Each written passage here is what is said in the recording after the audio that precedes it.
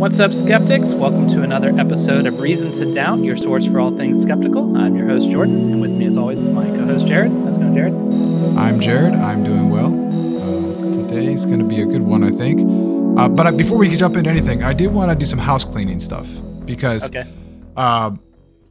we started recording our episodes. We've almost been doing it 2 years now, but our numbers got a little off track. So starting today, we're starting over fresh. This is episode 46. We're going to start counting our conversations as episodes. So we're getting closer to that 50 episode mark.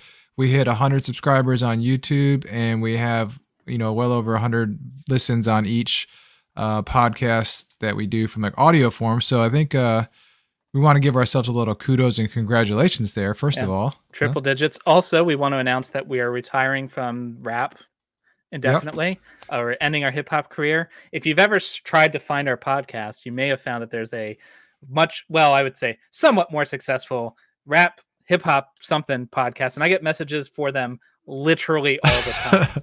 Yeah. So we've changed our name, moving out of the 90s into maybe the early 2000s, and gotten rid of the number 2. Same thing, Reason to Doubt, doesn't matter. But now that the housekeeping is out of the way, today's episode is something that I think is uniquely situated to anger people who agree with us, generally atheists, and also people who disagree with us, generally the religious right. So something for everybody. Yeah, it's always good. It's going to be a good episode when you're pissing off both sides of the aisle. It's like right. So today we're going to be talking about transgender rights and whether they should have them. Are they like human beings who deserve respect and dignity? I don't know.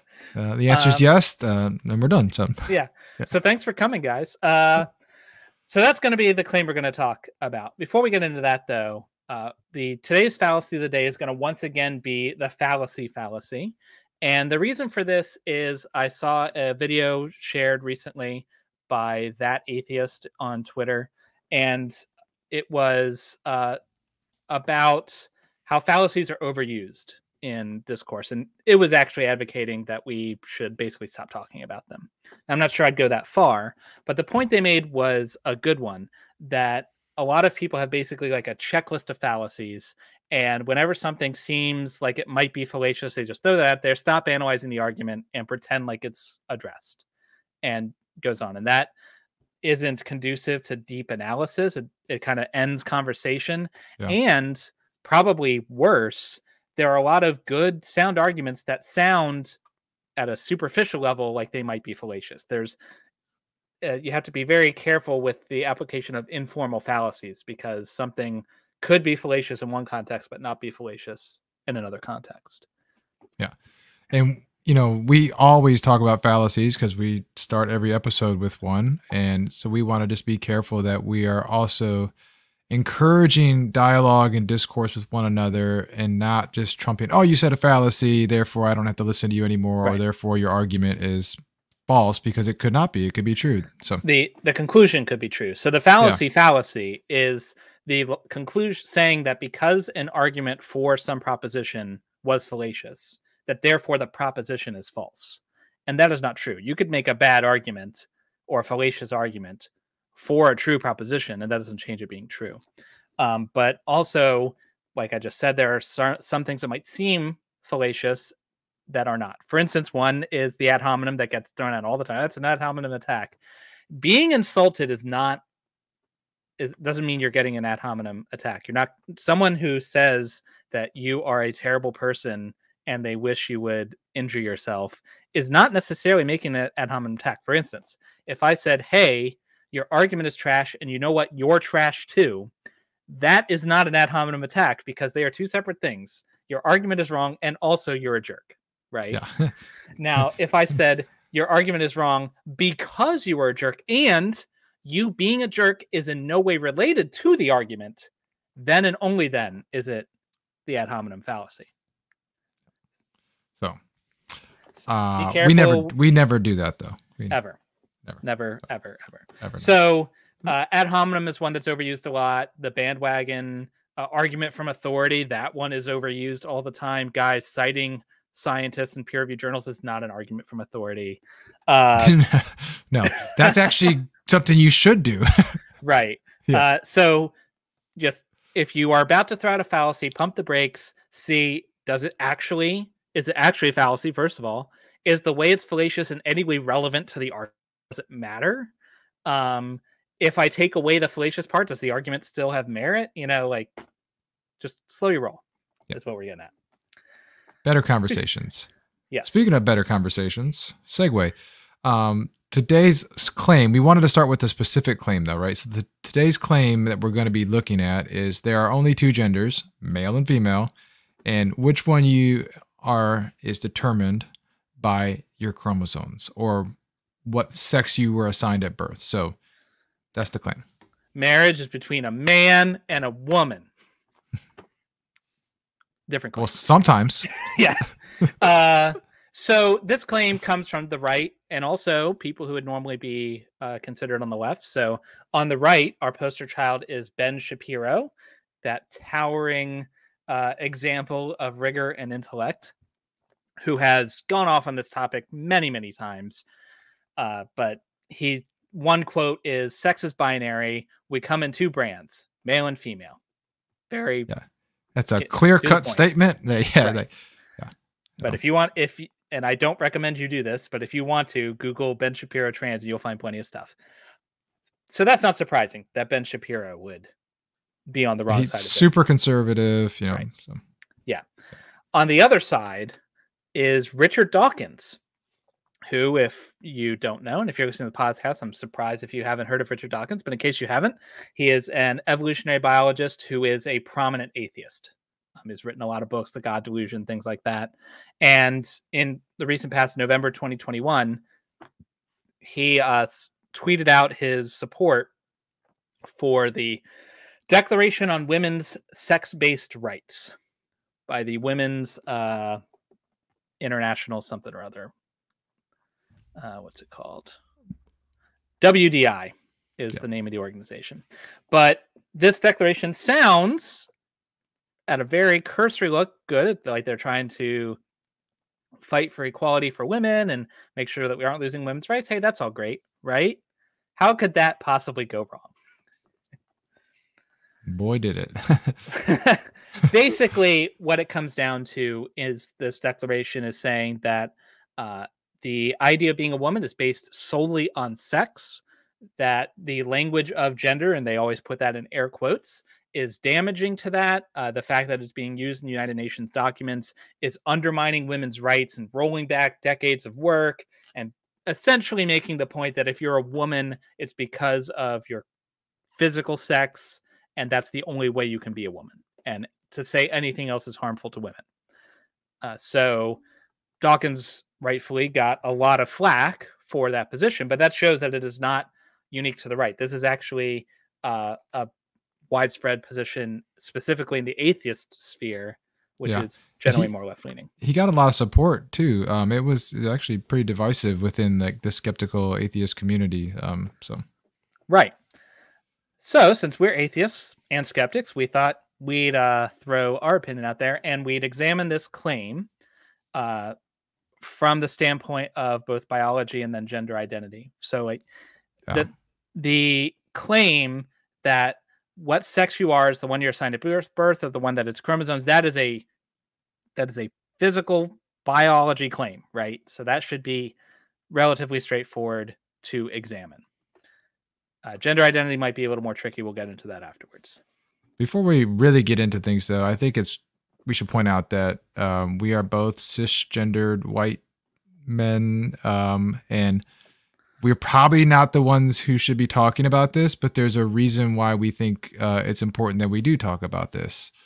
Right. So whenever you're talking about a social issue like this, it's always important to listen to the voices of those who are experiencing the harm, right? Yes. Because their lived experiences are going to give a valuable insight and perspective that someone like me will never be able to get otherwise. So that is important.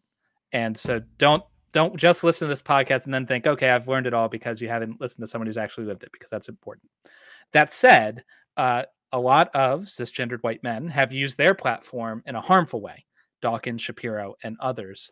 And so I think it's important for people like me to use what voice we have to speak in support of those who are more marginalized in society, because that's one of the ways that the marginalized will stop being marginalized, is if people like me stop marginalizing them. Right. Yeah. And for whatever reason, for better or worse, sometimes people who are ignorant or, in their bubble will only hear a message if it comes from someone who looks like them. That's not how things should be. That's not how skeptics should act, but that's the world we live in. So Yeah. to the extent that hopefully hearing it from two straight white guys, for some reason, if that's what it takes to convince you, I don't know why, but if that's what it is, here you go. Yeah. The more people I think we can get talking about this to make, to normalize it, for people to realize that it's not binary. And obviously we're putting our cards on the table here. Sex isn't binary. We're going to go into that, right? Yeah. But so the reason this is important, in case it's not obvious, is that transgendered people are people, and people deserve rights and dignity, and we should accord all human beings that basic dignity. You'll often hear thrown about, oh, well, it's only like 0.2% of the population. What does it matter? Well, because it's still 0.2% of human beings, right? Like, yeah. If it was 0.0001%, it still should make a difference, right? Like, right, it should still matter. So rights exist to protect the minority, right? Mm-hmm. That's one of the reasons we have rights.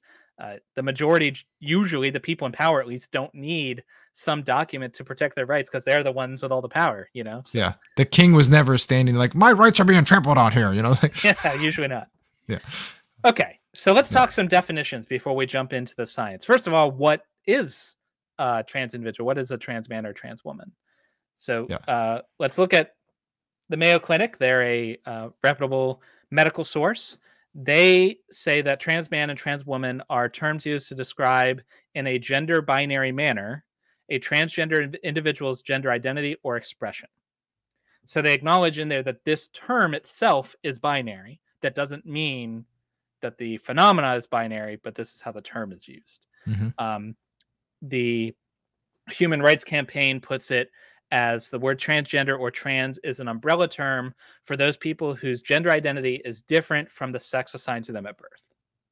Yeah. So it doesn't matter different in what way or to what degree, just different in some way. And that's the umbrella term. I think it's important to point out too that many individuals will define it in a different way, and that's totally cool. However they define it, we're just using a couple popular sources to kind of have something to talk about, right? So. Always make sure when you're talking to somebody that you're using you understand the definitions as they're using them. Yes. In case you haven't heard, so a couple other more general definitions. Binary, which we've already used a couple times. Binary means two and only two options. So a binary is on or off, yes or no, and there's no exceptions. Those are the only two things it can ever possibly be. A light switch is either on or it is off, and that's it. There's no other way. Everything in the universe either is or is not a potato. That's another binary, which is a true statement. That is a true statement, yeah. And that is a sound argument. Right. So you also have bimodal. So this is a system where you have things that are grouped into around two values, right? So it doesn't necessarily mean that everything fits within those, right? Am I saying this right? Yeah, so something that's bimodal as opposed to binary. Binary means everything fits in two spots. Yeah. Bimodal means most things fit in two spots, but there's a curve. So if you looked at like a distribution, you'd have two peaks, and you can have more peaks than it be multimodal. You can have, any number of peaks, but for a bimodal, there are two peaks. So one example, ironically, is height by sex assigned at birth. Men, people who are cisgendered men, tend to be on average a little taller than cisgendered women. And if you looked at a graph of humans that were, cisgendered, you'd see a peak around the male average and a peak around the women average. But there'd be heights all over the place, right?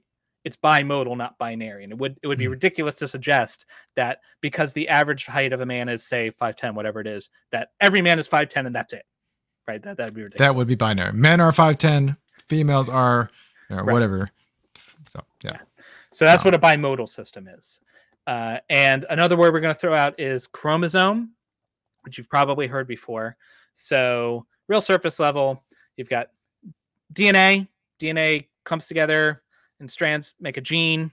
And if you bundle up a bunch of genes, you get a chromosome. and they do biology stuff. Humans have 23 pairs of chromosomes. Different animals have different pairs of them, different numbers. We have 23, so you'll get 1/2 of that from your mom and 1/2 of that from your dad.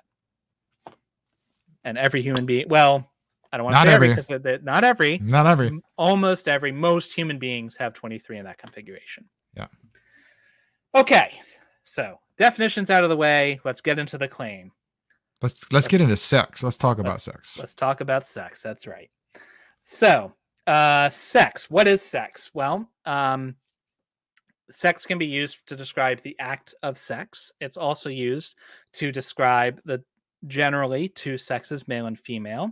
So when you have a sexually reproducing organism, there's usually a male type and a female type. And the way that biologists define male and female in this context is by the size of the reproductive cells, the gametes. So your sperm or eggs, those are gametes, the stuff that you do sex with.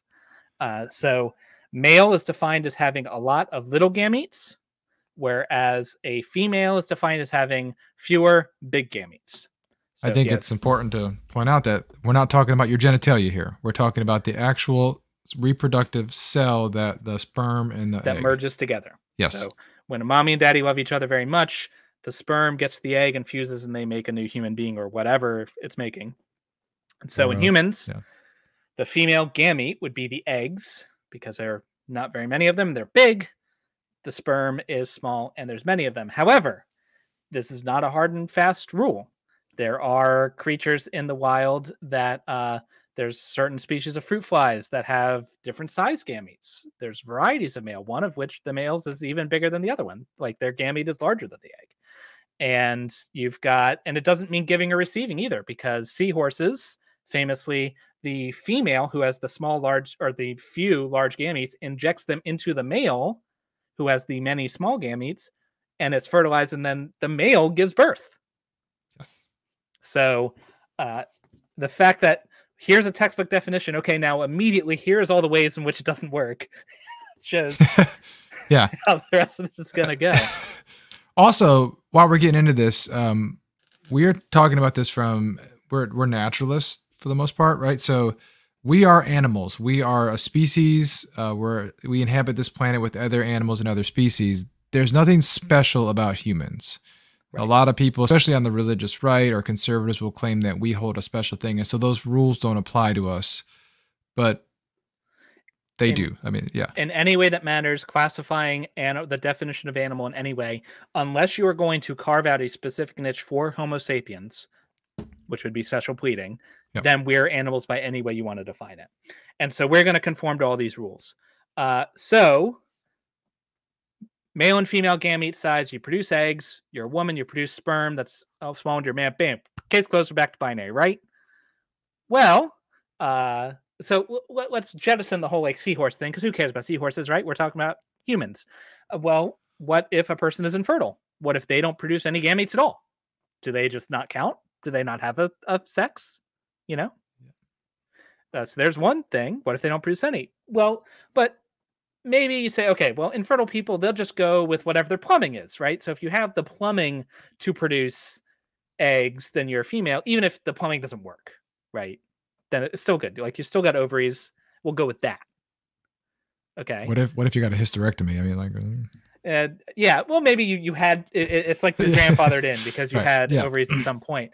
Well, what if you've got both? What if you have ovaries and testes?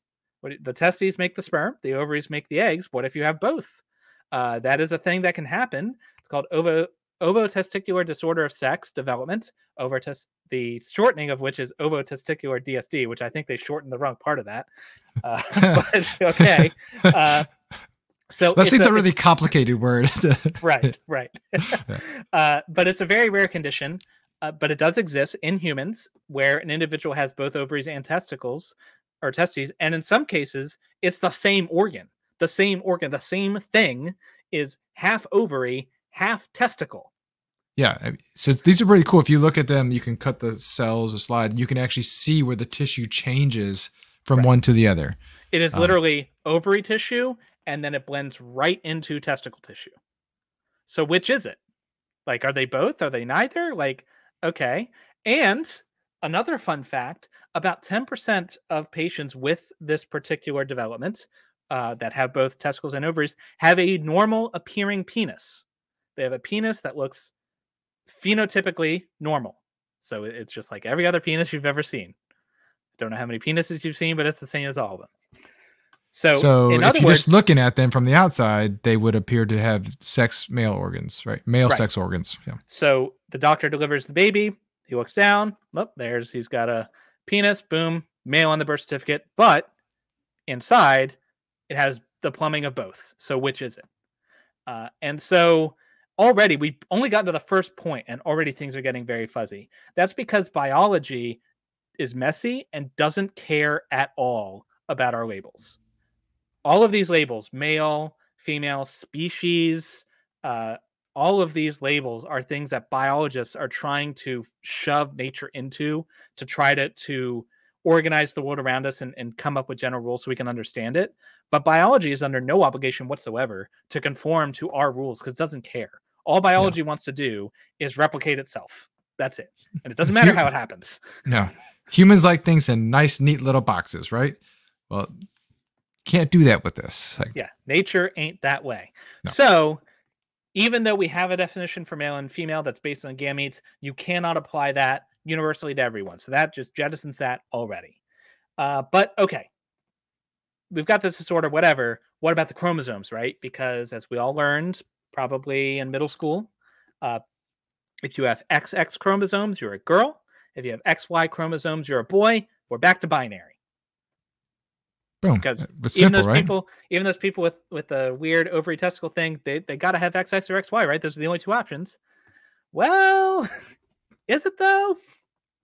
So, first of all, everyone has the genes in your in your genome, in your code. Everybody has in their gene code, whether you're male, female, or otherwise, all the instructions necessary to make ovaries or testicles. Your body knows how to make both of them. Yeah, I think that was a myth that I learned way back in the day, was that at one point in the thing, like I got that thing and then it switched from female to male or something like that. And then. Yeah. So which one you end up with or both has to do with a very complicated interplay between a variety of genes, not all of which are even on the X or Y chromosomes. Some of them are on the numbered chromosomes that like everybody has, right? And so you can go look up biologists who will explain it far better than I ever could, how this interplay works, and it's something that's still being studied. But the kind of complexity we're talking about is gene A issues instructions to gene B to make testicles, but then gene C intersects that and says, nope, don't do that, so you make ovaries. But then sometimes gene D intercepts that and says, nope, go back to testicles. Like, it's just like, this is the kind of messy interplay. And if any of those genes at any point is messed up, then you could have, because again, we all have the necessary instructions to make either one. You could be someone who's XX, so the female chromosome, but they produce testicles and a penis, they express as a man. Or you can have someone who's XY and produces as a woman. So this is not hypothetical. This happens.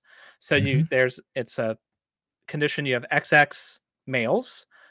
They can have a problem with their NR0B1 gene, which is one of those genes that does the weird back and forth thing I was just talking about. Or they can have an SRY gene. The SRY gene is something that's normally only on the Y chromosome, and it is part of the thing that's responsible for giving you testicles. If there's a problem, they have a gene they normally wouldn't, or that one of the genes that they normally have doesn't work, they can develop as men, and they will present phenotypically normal as males. And so they'll have a penis, they'll appear to be man, they'll probably feel like a man, but they have XX chromosomes. You can see that an example of that they would have is XX chromosomes. XX chromosomes, yeah. Claire Bouvattier, Bouvattier, wrote a textbook, Pediatric Urology 2010. So that's what I'm getting that example from. On the other side, you can have someone who's XY, which is the male setting, but they can have a problem with their SRY gene or some other thing. But let's say they have a problem with the SRY gene and they present as female. So they grow a vagina and everything else. They look like they're a female. They'll probably go through a lot of their life and, appear female. And not until they get checked out for something will they find out, oh, this person who we thought was a perfectly normal female is in fact an individual with XY chromosomes, which would normally be male, right? So one case study of that published by D'Souza et al. In 2016. It's a case study of an 18-year-old patient who had normal appearing female genitalia, had a vagina, but they thought that this person had androgen insensitivity syndrome, which I'll get to in a second, because they weren't going through puberty like they should have. And then they determined, oh no, actually, this person who appears female is in fact a person with XY chromosomes. So are they male? Are they female? Then, like I said, you can also have a whole different condition, not that condition, but a whole different condition where you've got XY chromosomes, but you have androgen insensitivity syndrome. So you've got all the normal genes and they're all functioning like they should, but you don't have the wiring that you need for your body to respond to testosterone like it should. And so if your body isn't responding to testosterone like it should, then your body will develop as a female. So they will have all the chromosomes and everything else, all the testosterone, everything they need to become a man. But because their body doesn't respond to those hormones, they look and feel like a girl. And that happens in about 1 in 20,000 births. Yeah. According to Medline Plus. Both the male and female have testosterone and estrogen in their systems. It's just how much of which and what is it doing, right? So in this case, they have the testosterone and estrogen in their system, but the testosterone isn't working. So the estrogen's kind of taking over and then having them express their physical traits more like a female. Correct. Yeah. In sense, yeah. And so here's several cases where your chromosome does not match not only to your own how you feel, but also to how your body physically develops. And so clearly, either you're going to have many different settings. You're going to have a setting at least 4, right? For someone who's XX but presents as female, someone for XY presents as male, someone who's XY but presents as female for whatever reason, and someone who's XX and presents as male for whatever reason. So if you want to have neat boxes that apply all the time, we're starting now with 4 at a minimum. And it's only going to go up from here. What about, for cases, like in Down syndrome where chromosomes, like that should affect that as well, right? Like you could have extra chromosomes or you lack chromosomes. And here's something else to consider. If you're watching this, statistically speaking, you are a cisgendered individual. So you probably have some kind of internal feeling of whether you're male or female or something. Probably statistically that governs most people. Unless you have had your genome sequenced by a professional and analyzed, then you cannot know for sure that one of these many different conditions don't apply to you, and you don't even know, because not all of them even affect your development anyway. You might just live your life and have no clue what is going on, and you look and feel and seem male or female or whatever it is. And in fact, if you dug deep down, you'd have, bits from the other side. I guess it really doesn't matter. I mean, but it's clearly not a this or that scenario. Right. So if that were the case, if you had this going on, how would you feel if you had your genome sequence and you found out, oh, I thought I was a man with XY chromosomes this whole time, but in fact, I have XX chromosomes. You suddenly, well, I guess I'm a female now, and instantly your brain, your internal wiring switches, and you feel like a woman then, and is that what happens? I'm willing to bet probably not for most of you, right? Right, because your identity is based on a lot more than just your physical, makeup or your genetics. For example, it's based in part on what's going on inside your brain and that big fatty thing up there. Yeah. So I think I've heard it said before that, well, for example, transgender people have like a mental health disorder or something like that, or gender dysphoria, they'll say, and it's nothing physical, right? They're just choosing arbitrarily to whichever one they want to be that day, right? Exactly. Ben Shapiro says it's all the time. It's just whether the left wants to abolish all definitions and it's completely arbitrary whether someone's a male or female, and they're gonna say they're women so they can go into the bathroom and whatever. I don't know. Well, we can look at this, right? So these neuroscientists, they took scans of people's brains, and they got a wide variety of people. So they had heterosexual, they had homosexual, they had transgender women, transgender men. They had a huge swath, and they took scans, and it's pretty interesting what they found. And when we say these scientists, we mean Burke, Manzuri, and Savick, who published in the journal Nature, which is like one of the most prestigious journals there is, in 2017. Yep. And so we can get into like the deep, deep woods of what it is, but essentially what they found was there seems to be something physical in our brains that correlates with how we identify our gender. So the study basically showed that a trans woman had a section of her brain that was the physical makeup that correlated to that of a female brain, not the whole brain, but there were certain parts of it. And like a male's brain had the same physical part as somebody who was a trans man. So like they also matched. So in other words, there was a portion of the brain for an individual who is assigned a sex at birth that did not match their assigned sex at birth, but did match their perceived sex, and it was statistically significant. It wasn't chance. So reliably, a person who was trans, this section of their brain was more likely to match what was typical for the other sex, the one they identified with. Yeah. Which is pretty interesting. You can't make that up. They can't just wish that into existence. And that didn't happen overnight because of treatment or anything. This happened like when their brain was developing, Yeah. And it's pretty cool because like this confirms that the gender that there is something going on, like the gender that they experience. So like they're literally trapped in another body but there's something in there. Yeah. It's like you have the brain of a man in the body of a woman or vice versa, which if you've ever talked to a trans individual, I have heard when I've spoken to them, that feeling that they know they're a man, they feel like they're a man, they are a man in this woman's body. And that's for some of them a very disconcerting and uncomfortable position, which is completely understandable why that would be uncomfortable. And so this, not that they need this validation. I don't think they need my or this validation at all. Even if that was all it was, even if it was just their perception and nothing more, that would be perfectly enough for me. But if it's not enough for you, if for some reason you need this structural thing to be true, well, congratulations, there it is. Yeah. And we want to point out, like, this isn't like the entire brain, like there are other parts that they found in the study that did also match the, I guess what you would say the sex assigned at birth, because there are other physical makeups, but it is something to point that there's something there, right? But that just plays into what we've been saying this whole time, is it is not binary. It is not simple. It's messy.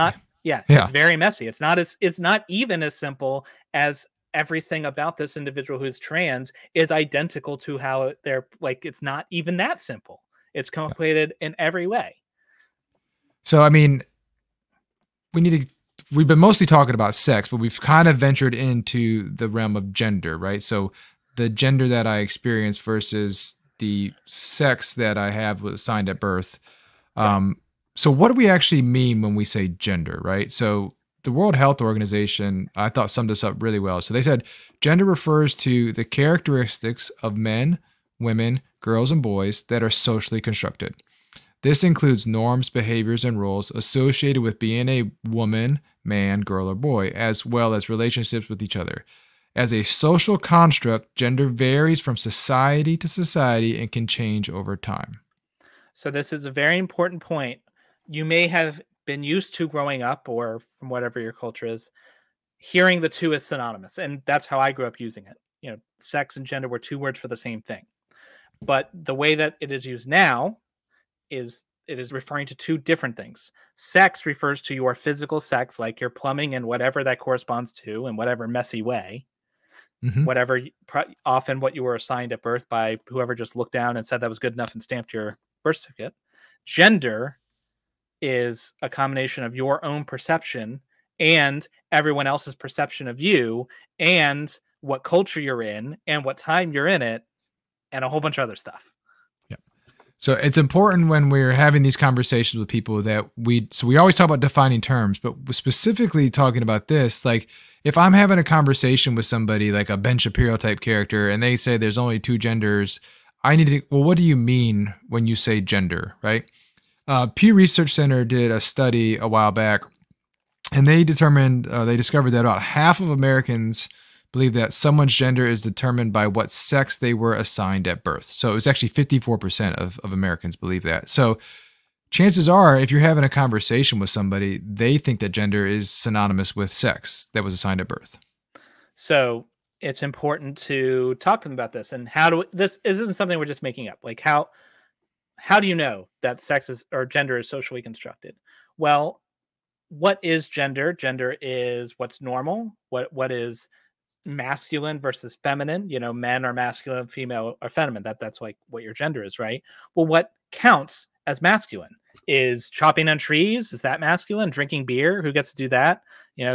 Mowing lawns, doing dishes, who's going to do that? Cooking, is that female or is that feminine or masculine? How about staying home and watching the kids? Is that masculine? Is wearing a dress okay for a man or not a woman? Like, what are the answers to all these questions? If you run down the list, you probably have a sense for what's normal. But if you look to the left or right of you in different cultures and back through time, that has not always been the case. A good example of that is colors for babies. If you look at a gender reveal party, which if you've never seen one before, it's a thing that happens right before a big wildfire, when they explode stuff in the backyard and then light California on fire. It's an elaborate way to burn down forests. Yeah. Oh man. But if you've ever been to one, and we did one for my son, we had the cake and we cut it open and it was blue inside, and everyone there saw the blue cake and knew that meant it was a boy because blue is a boy's color. But societally it is, right? That's what yeah. Right. Yeah. But if you went back 100 years, that it was not the case. It was not at all unusual to dress your baby boy in pink. And actually because I have 3 daughters who are older than my son, he wore pink everything because he just got handed that. So yeah. But that's what we're talking about. What is masculine, what's feminine changes through time. It changes with local culture. It might change within a culture, even by generation or city to city. Like, it's extremely flexible. Yeah. There was a study in 2015 done by Cuddy et al. It's called Men as Cultural Ideals. But what they did is they looked at 26 different cultures across the world today to kind of see if there were any kind of differences that could be determined. And they found that actually, for example, in America, men typically are what you consider individualistic. So they're very focused on the self. They're kind of that stoic man who kind of goes off. And then you look at like men in like action heroes, like the stereotypical man, he's like the lone leader out there in front of the front. And he's always like a little bit distant from his fellows because, he's standing on the cliffside looking heroically into the distance, That's what a man looks like. And women in America tend to be what they consider collectivistic. So they're always together in groups. They're talking to one another. They share information.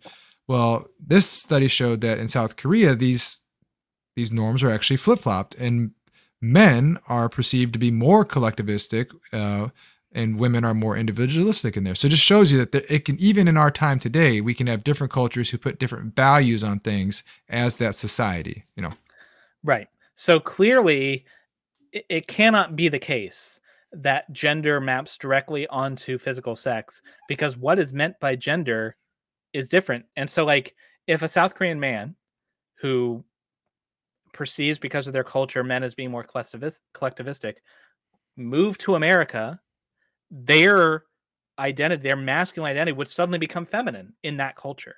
Did they stop being a man? That doesn't that's a nonsensical thing, right? It doesn't even make sense, But so clearly it can't be as simple as 1 or 0. So if you wanted to put everyone in a box, first of all, you're going to need at least 4, probably more boxes for the physical part based on what chromosome you have, then match that with what genitals you have. Maybe you have both, what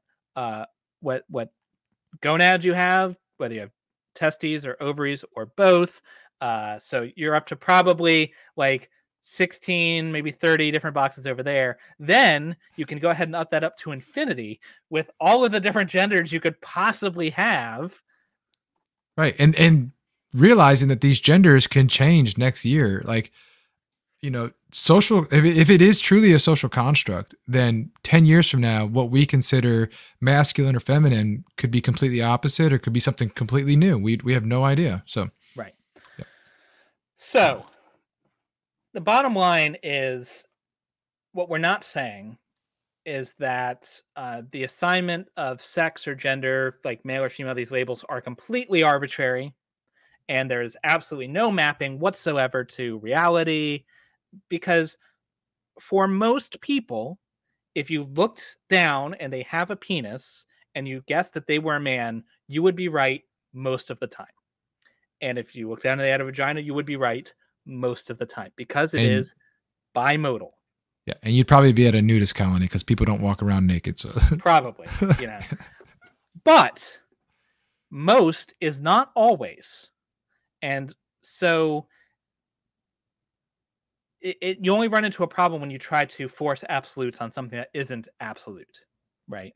And if you try to force absolute on the situation, what you're going to do is ostracize and marginalize people, and basically telling someone who has a different gender identity, who has all of these, any number of these physical things that we talked about going on, you're basically telling them that they're wrong, that their internal lived experience is invalid, and you, as someone who has no access to that lived experience, you know better, which is ridiculous. I mean, I was talking to an individual a few weeks ago, and I forget her name, but I think it was Linda. We'll say it was Linda or Karen. I guess Karen works better. Uh, so she was, doing, there's only two sexes. They're whatever you sign at birth. I'm a woman and they're not a woman. Blah blah blah. And I was like, you know what, Karen? You seem more like a Mark to me. You seem more like a Mark. Like, you seem like a guy and a Mark. So that's what I'm going to call you from now on. And she said, well, no, I'm a woman.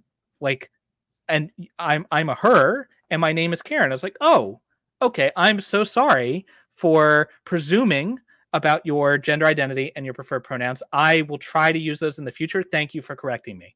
You see how effing easy that was? Yeah. I really don't understand what the big deal is. And as we've shown, it's not of on or off switch, and it's so complex and so messy. And what harm is it just to ask somebody, hey, you're a human being, I'm a human being, how would you like to be treated? What would you like to be called? It's that simple. It's really that simple. If you go up to someone and you're talking to them and they express to you, I would prefer you to use he, him, or they, them, or whatever, it costs you nothing, literally nothing, to just pay them the bare minimum dignity and respect to just call them what they're asking to be called. It's not that big a deal. And beyond that, what does it matter if they go into a bathroom that has one stick figure versus another stick figure on it? What does it matter if they, in consultation with their doctors and their therapists and their team, decide that a surgery to reassign their gender would make their life better? Who are you to say that they're wrong? No, you're nobody, first of all. Right. Yeah. Yeah. So there are, I will acknowledge, there are situations where it becomes, something like, and there's gray areas too, especially when we start talking about, at what age is it appropriate to start hormone therapies and things like that. But those aren't conversations for me to have. Those are conversations for the parents and that child and their pediatrician to have, right? Exactly. I should not be in that conversation whatsoever. Right. Yeah.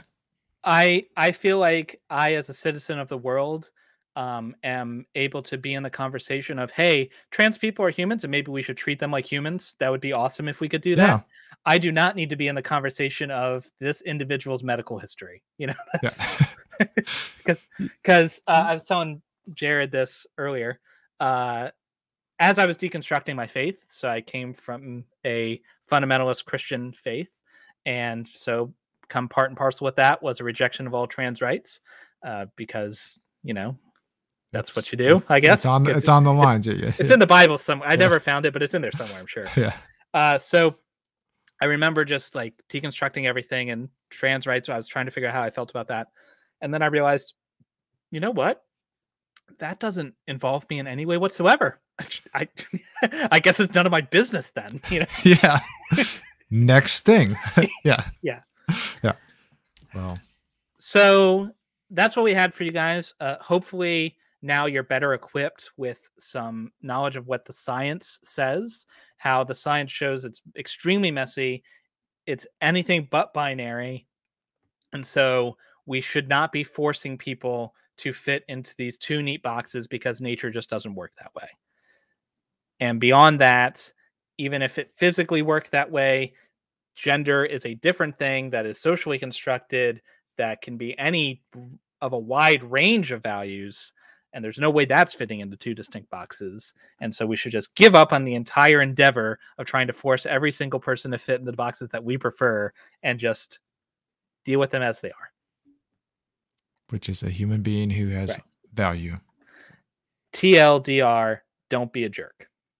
Don't be a jerk. Well, Words to we live really appreciate y'all taking the time to check us out, listen to us, share us with people. Especially this podcast, I think is important to get out there to share with others. Maybe it'll resonate with somebody who was being a jerk, and they'll be like, you know what, I was being a jerk. I'm sorry. Yeah, and that's an excellent point. I used to be a person who is anti-trans. I no longer am. I changed my mind because I realized I was wrong. And if you, after listening to this podcast and checking our claims and going to read papers we cited and everything else, if you do all that and you realize you're wrong, then I've got good news for you. You can change your mind, and then presto, you're not wrong anymore.